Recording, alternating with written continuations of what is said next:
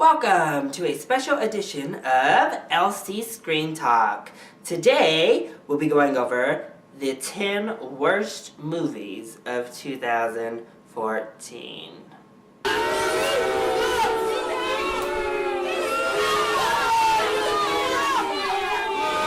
So these 10 movies are what I deem to be the worst of the year, so these are all my personal opinion. So just thought I'd get that disclaimer out of the way before we jump into number 10. So my 10th worst movie of the year is Deliver Us from Evil. I just thought it was blah. It was another exorcism movie, which we've had so many of over the past few years. It tried to interweave this cop drama parallel. Overall, everything minus the final exorcism was blah. The acting was blah. The cinematography was ugly. It looked ugly. It wasn't scary. And it actually made you laugh at a few parts, which you should never be doing during horror films. I didn't really like it, but there were definitely 9 movies that I hated worse this year. My number 9 worst movie of the year is They Came Together. This is starring Paul Rudd and Amy Poehler, which you think would make a dynamite cast for the big screen, trying to spoof and satire romantic comedies, but it doesn't do it. It turns into a romantic comedy. It's not funny. It's bland. It's boring. Yeah, it's just not a very good movie. At number 8 for this list, I have The Legend of Hercules. Now, The Legend of Hercules I just thought was pretty bad overall. It had that blue tint. It went by the slow-mo Zack Snyder 300 thing that's been played out over and over and over again. It was terribly boring. No good action. Another played out telling of Hercules. It just sucked. But it was just so bland that it couldn't make its way further up my list. At number 7, I have A Million Ways to Die in the West. And if you watch my channel, you know I have a poster of that on my wall. That's only because I got it for free and needed space to fill. But A Million Ways to Die in the West had a dynamite cast that should have been hilarious and funny and awesome. And Seth MacFarlane, is somewhat deemed as a comedic genius these days. I'm personally not a fan of really any of his works, so I don't know what I expected. But it was just boring. It was dull. It lacked the laughs. But Liam Neeson is just wasted. Charlize Theron is okay. Amanda Seyfried is, I don't know. I just found it blah, not funny. Number 7, worst movie of the year. At number 6, I have God's Not Dead. So this was like an independent little film that went on to shock everyone and gross $65 million at the box office. And it was terrible. It was so bad. I felt like I was watching somebody's college project. It went from just being a cheesy, made-for-TV movie to being an in-your-face soapbox for Christianity. And I just didn't appreciate it. They had to bring in, of course, a Muslim girl and convert her, and, it was a I hate Jesus kind of story instead of, actually enlightening people. It set out to prove God's existence, but really, it provided nothing, and I think that's the biggest disappointment, even for Christian fans, is just seeing a movie that is supposed to, solidify and show non-believers what it is that you believe, and then this movie just kind of probably pushes people right back to where they started. So it just pandered to Christian devotees and left out the rest of the world. And even gave those Christian devotees a pretty terrible movie. At number 5, I have Let's Be Cops.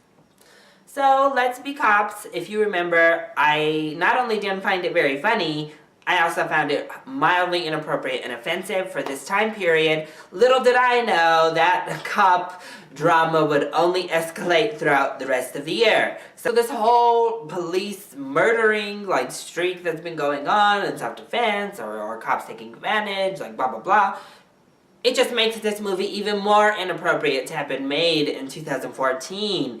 It gives people crazy ideas about wanting to be police officers and just pretending and faking with no consequences. And I just think that's a terrible, terrible, terrible message to be sending. There are copycats in the world, and with police brutality running rampant, apparently, across the United States of America, seeing stuff like this puts me very much not at ease and scares me a little bit. So I still think Let's Be Cops was a terrible message in an unfunny movie. No saving graces. At number 4, I have Left Behind. So this was yet another Christian film that came out in theaters this year that I think was very terrible. Now, Mom's Night Out probably would have made the list as well, but I never got around to watching it, and for good reason.